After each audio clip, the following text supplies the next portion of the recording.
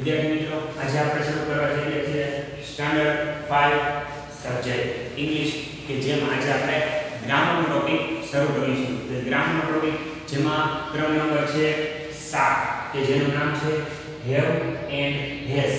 Have અને has no meaning એક જ થાય છે કે શું થાય છે કે ની પાસે હોવું એટલે કે માલિકી વસ્તુ દર્શાવતો શબ્દ છે. જેમ કે આપણે અહીંયા જોઈએ તો કે ટુ હેવ મુખ્ય ક્રિયાપદનો અર્થ ની પાસે હોવું. કોઈ પણ વસ્તુ છે ની માલિકી દર્શાવી હોય, બરાબર છે, આ વસ્તુ મારી છે, આ વસ્તુ તેની છે, આ વસ્તુ છે પેલા ભાઈની છે, તો જ્યારે માલિકી દર્શાવી હોય ત્યારે હેવ નો ઉપયોગ થાય. ઠીક છે, ની પાસે હોવું એવો થાય છે, તે માલિકી દર્શાવે છે. આ વસ્તુનો હું માલિક છું, આ કાર મારી છે, આ બાઈક મારી છે. તો જ્યારે માલિકી દર્શાવી હોય, બરાબર છે, ત્યારે કેનો ઉપયોગ થાય છે તો કે હેવ હેઝ નો ઉપયોગ થાય છે. જેમ કે I have a red car, બરાબર છે, you have a books, she has a toys. તો એ શું છે કે તેની પાસે રમકડા છે, તમારી પાસે તો કે બુક્સ છે, મારી પાસે તો કે ચોપડી છે, મારી પાસે રેડ કાર છે. તો જ્યારે કોઈ પણ વસ્તુની માલિકી દર્શાવી હોય, આ વસ્તુ છે તેનો માલિક કોણ છે એ માલિકી દર્શાવે ત્યારે માલિકી દર્શાવવા માટે હેવ હેઝ નો ઉપયોગ થાય છે. બરાબર છે. હવે આપણે જરાકના ઉદાહરણ જોઈએ. I have 4 books. I have 4 books એટલે કે મારી પાસે 4 books છે. એટલે મારી પાસે છે, બરાબર છે. આ બુક કોની છે તો કે મારી પાસે છે, મારી છે. આપણે શું કહીશું તો કે I have 4 books એટલે કે મારી પાસે 4 બુક એટલે કે 4 પુસ્તકો છે, 4 ચોપડીઓ છે. પછી બીજું, we have 10 chairs એટલે કે અમારી પાસે 10 ચેર્સ છે, 10 ખુરશીઓ છે. કોની પાસે છે કે અમારી પાસે છે. તેના માટે શું આવે we have. હેવ હેઝ નો ઉપયોગ થાય છે.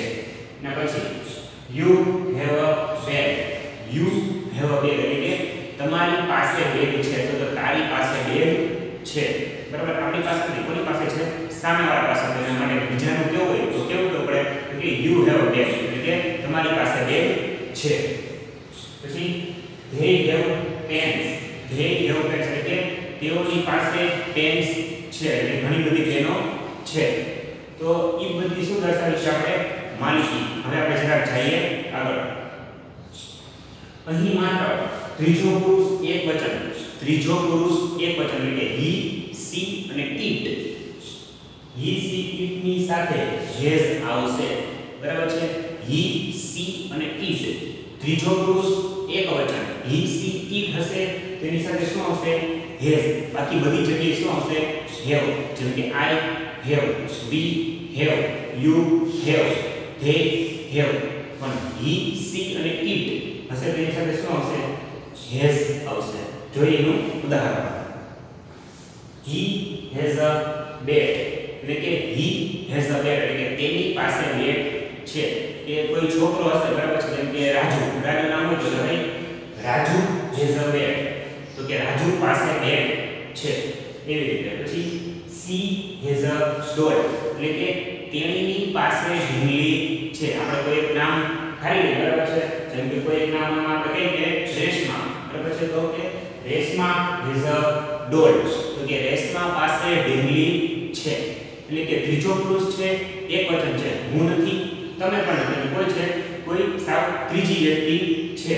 તેના માટે શું હોય ત્રીજો પુરુષ એકવચન, પણ એક વ્યક્તિ હોવી જોઈએ. એક કરતા વધારે હશે તો શું થઈ જાય છે તે બહુવચન થઈ જાય. બહુવચન થઈ જાય શું આવે ધ્યેય. ધ્યેય હોય તો ધ્યેયની સાથે હેવ. પણ ત્રીજો પુરુષ એકવચન તો શું આવશે has. પછી it has 4 legs એટલે કે તેને 4 પગ છે. જેમ કે આપણે ઉદાહરણ લઈએ કે cow તો કે cow has 4 legs એટલે ગાય હોય તો ગાયને કેટલા પગ હોય 4, બરાબર છે. તો એ કેવી નિર્જીવ વ્યક્તિ મીન્સ કે જેને પ્રાણીની વાત છે, નાની જાતિની વાત છે, પ્રાણી પક્ષી એની વાત છે. જ્યારે આ છે પુરુષની છે, આ છે સ્ત્રીની છે, સ્ત્રીની છે, આ છે નાની જાતિની વાત છે. એટલે કહેવાનો મતલબ છે કે ત્રીજો પુરુષ એકવચન હશે તેની સાથે has આવશે અને is સિવાય બધી જગ્યાએ શું આવશે have. હવે એક yes નો વાળું ઉદાહરણ પણ જોઈ લઈએ. પ્રશ્નાર્થ વાક્યમાં yes અને no માં ઉત્તર. મેઈન તો આપણે કન્સેપ્ટ છે એ આ જ સમજવાનો હતો કે કેની હેઝ આવે. આ તો એક બુકનું ઉદાહરણ આપ્યું છે, તે ઉદાહરણ છે અને બીજી છે 5 ખાલી જગ્યા જોઈ લઈએ. યુ હેવ ટોયસ એટલે કે યુ હેવ ટોયસ એટલે કે તમારી પાસે રમકડા છે. તો પ્રશ્ન શું બનશે? Have you toys? શું તમારી પાસે રમકડા છે? જવાબ યસ વી હેવ. હા અમારી પાસે છે. નો ના વી હેવ નોટ અમારી પાસે નથી. તો વી હેવન્ટ એટલે કે અમારી પાસે નથી. તો આ તો એક સામાન્ય ઉદાહરણ હતું, બરાબર છે, પણ હવે મહત્વમાં આવે છે આપણે એક જ કીધું હતું કે તેની સાથે હેવ આવે છે અને તેની સાથે હેઝ આવે ઈ જોવાનું છે. અને એના આધારે આપણે ખાલી 5 ખાલી જગ્યા જોઈ લઈએ. તમારી ગ્રામર બુક છે એમાં 10 આપી છે, પણ એમાંની 5 ખાલી જગ્યા અહીંયા લીધી છે. બાકીની છે તમે તમારી જાતે ટ્રાય કરજો એટલે તમને વધારે ખ્યાલ આવશે. જોઈએ વિક્રમ ખાલી જગ્યા એ સ્કૂટર. તો વિક્રમ કોણ છે? વિક્રમ છે ત્રીજો પુરુષ એકવચન છે. તો ત્રીજો પુરુષ એકવચન હોય તો એની સાથે શું આવે? Has. Vikram has a scooter એટલે કે વિક્રમની પાસે સ્કૂટર છે. બીજું ઉદાહરણ વી ખાલી જગ્યા એ બી હાઉસ. બી એટલે આપણે. આપણે એટલે શું થાય? બહુવચનમાં થાય. તો બહુવચન હોય તો શું આવે? હેવ. ત્રીજો પુરુષ એકવચન હશે તો જ હેઝ આવશે, બાકી બધી જગ્યાએ શું આવશે? Have. We have a big house અમારી પાસે મોટું ઘર છે. પછી યુ ખાલી જગ્યા ટુ સ્કૂટર. યુ એટલે બીજો પુરુષ. બીજો પુરુષ થાય છે તો એની સાથે શું આવે છે? Have. You have to eraser. શું આવે છે? યુ હેવ ટુ ઇરેઝર એટલે તમારી પાસે 2 રબર ઇરેઝર છે. ચોથું ઉદાહરણ આઈ ખાલી જગ્યા એ કલર બોક્સ એટલે કે મારી પાસે રંગીન બોક્સ છે. મારી પાસે કલર બોક્સ છે. તો શું આવે? આઈ ની સાથે હેવ. શું આવે છે? આઈ ની સાથે હેવ. પછી સી ખાલી જગ્યા મેની બલૂન્સ. સી એટલે કોઈ ત્રીજી વ્યક્તિની વાત છે, કોઈ સ્ત્રીની વાત છે, સ્ત્રીલિંગ છે અને એકવચન છે. સી તો એની સાથે શું આવશે? Has. She has many balloons. તો તમે જુઓ વિદ્યાર્થીઓ તો હેવ અને હેઝ એ ખૂબ જ ઈઝી ટોપિક છે, જેને કહીને કે લગભગ બધાને આવડી જશે, બધાને સમજાઈ ગયું હશે. મેઇન વસ્તુ આ જ છે કે એની સાથે હેવ આવે છે અને તેની સાથે હેઝ આવે છે. બરાબર છે? તો વિદ્યાર્થી મિત્રો આ આપણે ખાલી જગ્યા કરાય છે, તમે પણ જાતે કરી લેજો. તો વિદ્યાર્થી મિત્રો અગાઉ આપણે ક્રમ નંબર 7 એટલે કે હેવ હેઝ જોયું. હવે આપણે શરૂ કરવા જઈ રહ્યા છીએ ક્રમ નંબર 8 કે જેમાં છે એડજેક્ટિવ. એડજેક્ટિવ એટલે વિશેષણ. તમને કઈ વિશેષણ એટલે શું? તો ઘણીવાર આપણે કોઈ પણ વસ્તુ કે વાક્ય બોલતા હોય અને કહેતા હોય કે આ ભાઈ છે, જેમ કે એ ભાઈ જાડો છે, એ ભાઈ ઊંચો છે, એ ભાઈ પાતળો છે. જેમ કે આ પેન છે, એ પેન કેવી છે? કે પેન છે લાલ છે, આ પેન છે બ્લેક છે કે કાળી છે, ગુલાબી છે. તો એ જે આગળ શબ્દ ઉમેરવામાં આવે છે એ ગુણ હોવાનો. બરાબર છે? તો એ ગુણ જે બતાવે છે એને કહેવાય છે વિશેષણ, જેને ઇંગ્લિશમાં કહેવાય એડજેક્ટિવ. બરાબર? હવે આપણે જરાક જોઈએ કોઈ પણ સંજ્ઞાવાચક કે સામાન્ય નામોની પહેલા કેટલીકવાર તેનું ગુણ વર્ણન કરતા શબ્દો મૂકવામાં આવે છે. ગુણ વર્ણન એટલે કે ઈ વ્યક્તિ કેવો છે? બરાબર છે? ઈ વ્યક્તિ શાંત છે, ડાયો છે, વાતુડો છે, ઈ સિવાય તો કઈ વસ્તુ છે, વ્યક્તિ છે જાડો છે, ઊંચો છે, પાતળો છે, આ બેગ છે તો બેગ નાનું છે, મોટું છે, ચા છે તો કેવી છે? ઠંડી છે, ગરમ છે. તો ઈ વસ્તુ છે એનું ગુણ બતાવે છે, કેવી છે, બરાબર? કેટલું છે, કેવું છે, બધું ઈ મીન્સ કે જે ગુણ બતાવે છે એને શું કહેવાય છે? એડજેક્ટિવ. જેમ કે ગુણ વર્ણન કરતા શબ્દને શું કહેવામાં આવે છે? એડજેક્ટિવ. પછી તે નામના રંગ એટલે કે રંગ કેવો છે? કાળો, પીળો, ગુલાબી, લાલ એવી રીતે. કદ કેવું છે? નાનું, મોટું, આકાર ચોરસ, લંબચોરસ, ગોળ એવી રીતે વગેરે આવે. બરાબર છે? વગેરે કોઈ પણ વસ્તુ આવતું હોય તો એ જે વસ્તુ છે એની આગળ જે આપણે મૂકી એને શું કહેવાય છે? વિશેષણ. ઈ જેમ કે ઉદાહરણ જોઈશો, એક્ઝામ્પલ જોઈશો તો તમને વધારે ખ્યાલ આવશે. જેમ કે લાલ પતંગ, પછી જાડો માણસ. પતંગ કેવો છે? તો કે લાલ. ઈ શું એનો રંગ બતાવ્યો. પછી માણસ કેવો છે? જાડો. તો શું બતાવ્યું? એનો કદ બતાવ્યું. એવી રીતે આ શબ્દને વ્યાકરણમાં વિશેષણ કહે છે. આવા જે કંઈ પણ શબ્દો આવશે તો ઈ શબ્દને આપણે વ્યાકરણની ભાષામાં શું કહીશું? આપણે એને વિશેષણ. ગુજરાતીમાં વિશેષણ કહીશું, જ્યારે ઇંગ્લિશમાં શું આપણે કહીશું? એડજેક્ટિવ. તો હવે ઉદાહરણ જોઈએ. જેમ કે અ કાઇટ, કાઇટ એટલે પતંગ. તો પતંગ કેવો છે? તો કે અ રેડ કાઇટ એટલે કે લાલ પતંગ. બરાબર છે. પતંગ તો છે પણ પતંગ કેવી છે? તો પતંગ એ કેવી છે? રેડ. હવે આગળ બીજું ઉદાહરણ. અ મેન, મેન એટલે માણસ. માણસ છે પણ માણસ કેવો છે? તો કે અ ફેટ મેન એટલે કે જાડો માણસ. બરાબર છે. અને એક વસ્તુ તમે જુઓ, અહીંયા બધી જગ્યાએ શું આવે છે? નામ ની આગળ શું આવે છે? વિશેષણ. અને વિશેષણની આગળ શું આવે છે? આર્ટિકલ. બરાબર છે. હવે આર્ટિકલ આવે છે તો આપણે આર્ટિકલનો એક નિયમ પણ ભણ્યા હતા. બરાબર છે કે એ ઈ આઈ ઓ યુ સ્વર હોય પછી એનું ઉચ્ચારણ આપણે કીધું હતું. એ રીતે જો સ્વરથી શરૂ થતું હોય તો શું આવશે? એ આગળ આર્ટિકલ છે એ આવશે. અને વ્યંજનથી શરૂ થશે તો આર્ટિકલ એ આવશે. એવી રીતે આપણે જોઈએ અહીંયા શું છે? રેડ. તો ર થી શરૂ થાય છે તો આર્ટિકલ શું આવે છે? એ. પછી અહીંયા ફેટ એમાં ફ થી શરૂ થાય છે તો આર્ટિકલ શું આવે છે? એલ. સો એમાં શું આર્ટિકલ આવે છે? એ. હવે એવી રીતે માનો અહીંયા હોય કે અ મેન, પછી શું કે એન ઓલ્ડર મેન એટલે કે વૃદ્ધ માણસ. ઓલ્ડર તો ઓ આવે છે તો ઓ માં શું આવે? Article N.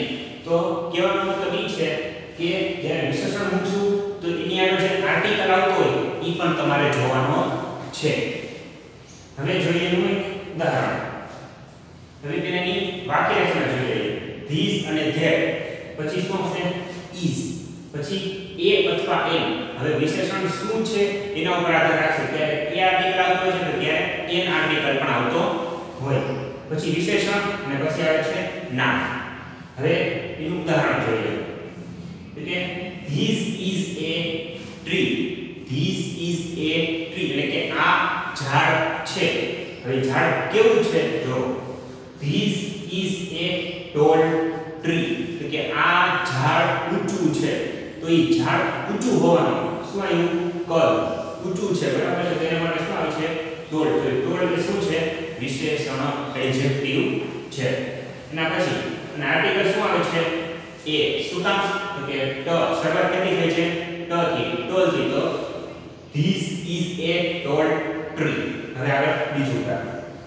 That is A main એટલે કે પેલો માણસ છે. તો that is an old man. અહીંયા શું આવે છે? Article an. શું કામ? તો કે અહીંયા શું આવે છે? ઓલ્ડ. બરાબર. એટલે કે સ્વરથી શરૂ થાય છે. બરાબર છે. ઉચ્ચારણ છે તમે જુઓ તો અ આ ઈ ઉ એવી રીતે આવે છે. તો આર્ટિકલ કયું આવે છે? એન. બરાબર. તો કહેવાનો મતલબ એ છે કે તમે એડજેક્ટિવ મૂકો છો તો સાથે સાથે એડજેક્ટિવ ની આગળ જે આર્ટિકલ મૂકવાનો છે એ અને એન એનું પણ ધ્યાન રાખવાનું છે. તો that is an old main એટલે કે પેલો માણસ કેવો છે? વૃદ્ધ માણસ છે. ઓલ્ડ મેન એટલે વૃદ્ધ માણસ. હવે જોઈએ પ્રશ્નાર્થ વાક્યો અને પ્રશ્નોમાં ઉત્તર. શું છે? This is a tall tree એટલે કે આ ઊંચું ઝાડ છે. તો પ્રશ્ન શું બને છે? તો કે is this a tall tree. અહીંયા એક ક્વેશ્ચન માર્ક આપણે કરવાનું છે. કેમ કે ક્વેશ્ચન હોય તો પાછા ક્વેશ્ચન માર્ક પણ કરવું પડે. કે is this a tall tree કે શું પેલું ઝાડ કે શું આ ઝાડ ઊંચું છે?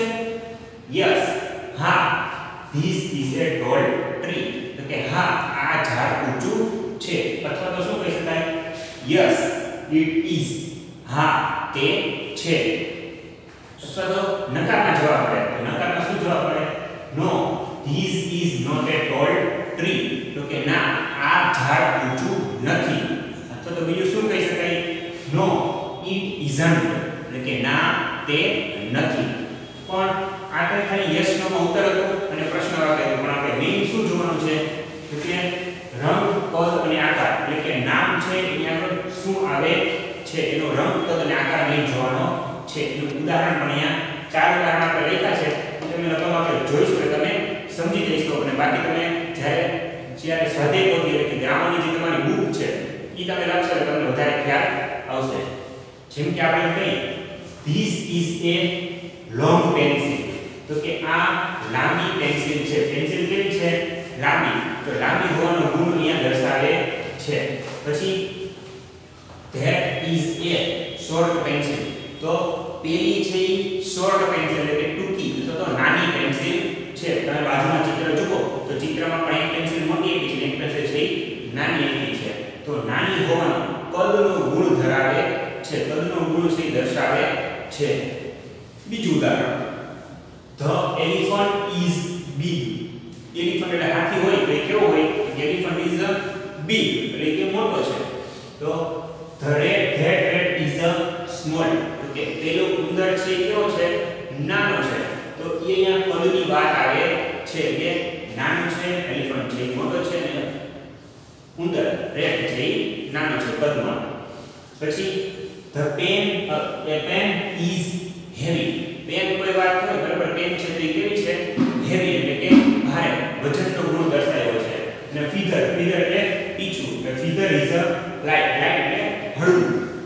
એટલે કે લાઇટ નાસ્તો બરાબર, લાઇટ એટલે હળવો નાસ્તો. તો એવી રીતે લાઇટ ફીધર ઇઝ સ્મોલ, તો ફીધર ઇઝ લાઇટ. તો એ પીછું છે એ કેવું છે વજનમાં? તો કે હળવું. જ્યારે પેન છે વજનમાં કેવી છે? હેવી એટલે કે ભારે. તો અહીંયા વજનના વાત આવી છે, વજનના ગુણની વાત આવી છે. વજનમાં વધુ છે કે વજનમાં ઓછું છે, એવી રીતે. એના પછી આવે છે ટી ઇઝ હોટ, બરાબર છે? ટી ઇઝ હોટ એટલે કે ચા કેવી છે? ગરમ. અને આઈસ્ક્રીમ ઇઝ કોલ્ડ, એટલે આઈસ્ક્રીમ કેવી છે? ઠંડી છે. તો અહીંયા ઠંડા ગરમ, બરાબર છે? કોઈ પણ ઠંડી છે કે ગરમ એવું દર્શાવવા માટે આવે છે શબ્દ. તો હોટ અને કોલ્ડ, બરાબર છે? તેના માટે શું શબ્દ વપરાય છે? હોટ અને કોલ્ડ શબ્દ વપરાય છે. તો આ એક તમે જુઓ તો બધું શું કહેવાય? એડજેક્ટિવ કહેવાય. કોઈ પણ વસ્તુ કેવી છે એનો ગુણ બતાવે છે કે આ વસ્તુ ઠંડી છે, ગરમ છે, ઊંચી છે, નીચી છે, નાની છે, મોટી છે, કાળી છે, પીળી છે, કોઈ પણ પ્રકારની વસ્તુ એવી બતાવતું હોય, ગુણ દર્શાવતું હોય. પછી ગુણ રંગમાં હોય, કદમાં હોય કે આકારમાં હોય, એને વિશેષણ આપણે કહીશું. તો તમે જુઓ તો આ ટોપિક ખૂબ જ ઈઝી છે. અગાઉ આપણે હેવ હેઝ જોયો, એ પણ ખૂબ જ નાનો અને ખૂબ જ ઈઝી, કે જેને કહીએ કે લગભગ બધાને આવડી જ જાય છે. અને એ પછી આ બીજો ટોપિક આપણે જોયો 8મો, કે જેમાં શું છે? એડજેક્ટિવ એટલે કે રંગ, રૂપ, કદ, આકારને એવી જ વાતો છે. એમાં પણ તમે કોઈ પણ વસ્તુ એકવાર વિડિયો જોઈશો અને સાથે સાથે તમે તમારી જાતે કરશો ઘણી જગ્યાએ તો પણ તમને આવડી જશે. તો વિદ્યાર્થી મિત્રો, અહીંયા આપણે આપણા વિડિયો લેક્ચરને સમાપ્ત કરીએ છીએ. જય ગુરુ.